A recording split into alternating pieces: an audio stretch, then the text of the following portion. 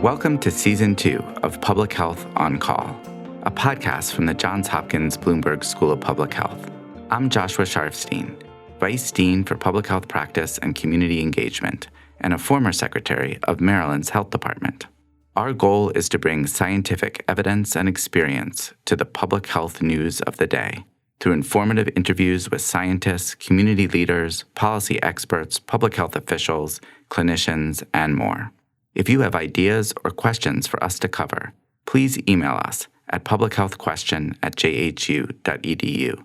That's publichealthquestion@jhu.edu for future podcast episodes. Today, Stephanie Desmond talks to education professor Annette Anderson and bioethicist Ruth Fadon about schools and how the COVID pandemic has and will continue to impact learning and so much more. Let's listen. Annette Anderson and Ruth Fadon, thanks so much for joining me. Thank you for having me. My pleasure. Annette, I'd like to start with you. Today we're talking about schools and what happens when schools aren't open and the kind of issues that can cause. And we're about to see a lot of that unfold in the next few weeks and months. So I wanted to talk a little bit about sort of the quality of online education that we're seeing from what we saw in the spring, what we might see in the fall. I'd love to hear your thoughts on that. Yes, thank you, Stephanie. Well, I'd start by saying hopefully as we go back in the fall, schools have had an opportunity to really expose teachers to some professional development to support them in delivering online instruction. So whether a school is going back in face-to-face or hybrid or in totally online way, I think that we need to make sure that teachers are having the type of professional development that will help them just really scaffold students throughout this year. This is going to be an academic year like any other. And so I think teachers, wherever they are, public or private, they need to be exposed to good instructional strategies to maintain rigor in the classroom. Have we seen that in public schools? Have they been learning how to do this? There are some schools that are well ahead of the curve because they invested mightily in technology early on. They are some of the districts that have a one-to-one policy for students. And so the technology that they've been able to provide to their students as well as to their staff have allowed them to really keep going with instruction without missing much of a beat. The concern, however, is for those districts that have not had the resources to invest as well as some of these larger districts and more wealthy resource districts that could do this and start in this way.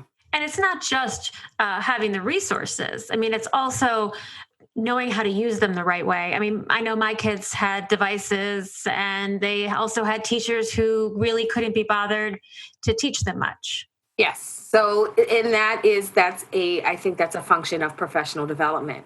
So I think where you've had some vision in the leadership at the district level, they've been trying to provide those supports for teachers. What we found, though, in some of our less resource districts were that many of the teachers themselves did not have access to high quality devices and high quality internet. And so it became an equity issue as well for those students because their teachers did not have access to get them up to the same level as some of the students in wealthier districts. So it's a challenge on many, many fronts to think about this. Ruth, I wanted to talk to you about those equity issues. One thing that I've been noting is that, for example, where I live in Baltimore, all of the public schools are closed.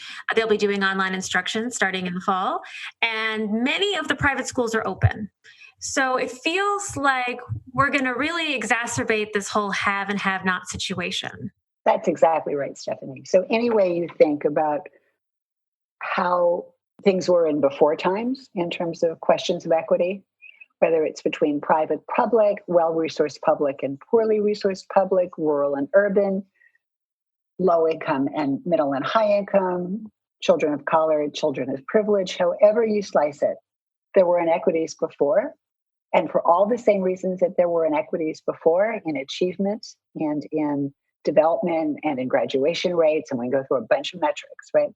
For all of those same reasons, things have gotten a lot worse now because of the school closures, and they will widen. They've already widened, and they will widen more. And that is just a terrible tragedy unless we take huge steps right now, at least to put a very solid floor between our most disadvantaged kids. Mm-hmm. I don't see a lot of work being done in that direction. Please correct me if I'm wrong. Right. So there's a lot of discussion. There's a lot of energy. You gave the example of private schools versus public schools. And it's true. It's the well-resourced private schools, the sort of parochial church-based schools that are not particularly well-resourced, I'm guessing, are also facing some of the same challenges that public schools are facing. But if you take a well-resourced private school, they have a whole bunch of stuff they can do. And they can be nimble and they can be agile, and that's all great. At the other end of the spectrum, you've got a poorly resourced school that's serving children who are living primarily in neighborhoods that are disproportionately poor, right? And you've got everything running against you. So what can you do? Well, and I'll ask Annette to chime in just a moment, but think concretely of the sorts of things that more affluent parents can do, or at least, if not affluent, sort of better resourced parents can do in terms of the efforts now to create little mini pods for their kids and to form collectives and hire older students or teachers or tutors or something to approximate both the educational experience that occurs in face-to-face learning and also the social and developmental learning that occurs in school. Well, if people of more means are able to organize themselves to do that for their kids, and it's a phenomenon we're watching, and we don't have numbers yet as to how widespread it could be. Why couldn't community groups and schools and churches, and you can go down the list of civil society, do something similar for children whose parents are not positioned to be able to organize in that way on their own? Just because buildings are not being used for face-to-face instruction doesn't mean that the school building has to be completely shuttered. Couldn't we think of creative and safe ways to provide something to put that floor under our kids who have the least now and will have even less, right, going forward? Annette, I see you nodding your head. I believe in that wholeheartedly. I've said often that schools are both buildings and they are a collection of experiences. So I think Ruth has hit the nail on the head with this. I believe that even though we have virtual learning in many districts, I think 55% right now of urban districts have already declared that they're going to be virtual for the fall. We know that those buildings still play a huge role in the lifespan of the entire family. So we should keep those buildings in use. We should open them up so that you can have school-based health centers that are still open for families, so that dental clinics can still be available to children, so that small groups of children, such as children who may have special needs, can come in and get their services in person. So while the building may be physically closed for day-to-day instruction, we think that the school is a huge space for learning and for family connection to happen. And so, yes, I do agree with Ruth that I think a lot of opportunity exists in us thinking about how we can use schools in new and different ways. The community school movement has made that really clear, that schools serve a huge purpose for many families in less resourced areas of our country. But I think that, thinking about innovative ways to put additional resources like housing access and health access and food access. Some schools took some of those up in the spring when schools closed, and I would love to see those kinds of services be expanded in every school across the country. So with online learning, I know that, or at least in my personal view, you all are the experts, right? So what I see with my own children is I feel as though they're not learning as much, and there's a lot of room to not engage, right? I'm worried about and that's just my own very, very small N of 2, right? So the lost learning, I'm worried about that. And I'm wondering what you're seeing or concerned about seeing for children going forward in terms of what this time away from the classroom could mean long-term. Annette, you want to take that one and then I'll follow you? Well, I was just going to say that I do think that we need to have some means to assess student learning when students return in the fall, so that we can try to figure out and have a benchmark for our students in terms of their learning going forward. We don't have much information right now to confirm our suspicions around learning loss, and we really need to have a national perspective on that so that we as educators can pivot there. I will also say, though, that I think that a lot of parents are also concerned about the social emotional pieces of this continued virtual learning. Very much, yes. Yes, and that has been the driving force for many, not actually the academic pieces. I think there are a lot of people that think that it's the SEL pieces for students that need to be just really sorted out in this virtual environment. And I think that schools are trying to attend to that. I think you see some schools that are trying to still have some kind of after school clubs and have some additional extracurricular sports and activities and smaller groups in schools. And while that does carry still some risk, it is a lower risk than having a school full of students at their normal numbers. Ruth? So just to follow on, and that's completely right. We don't have the metrics and we need to get them. There have been attempts to project. McKinsey came out with a report early in June, and they projected out how much learning loss there would be under a scenario which now seems sort of laughable. I mean, one of the scenarios was, okay, we'll all be back in school in the fall. What would that look like? And their predictions there were pretty dire. Now you extend out, they also had a scenario where it would be, all right, we'll be hybrid, in the fall for some kids, and who knows what's going to happen when it looks like we're going to be shuttered completely in so many school districts. A couple of things on online learning. We know, right, there are online academies, have been online for a while, pre-COVID, that provide what appears to be really high quality education to children online. Some of these academies are geared to actually gifted kids. And it's quite remarkable. So that stands off in a corner somewhere. Just because it can be done doesn't mean that it will be done.